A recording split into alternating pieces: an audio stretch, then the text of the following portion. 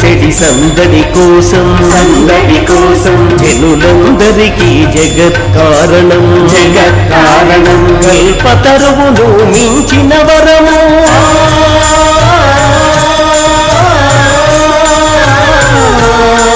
కల్పతరువును మించిన వరము కేశవ మాధవ గోవిందుడి కళ్యాణము చూతమురారండి.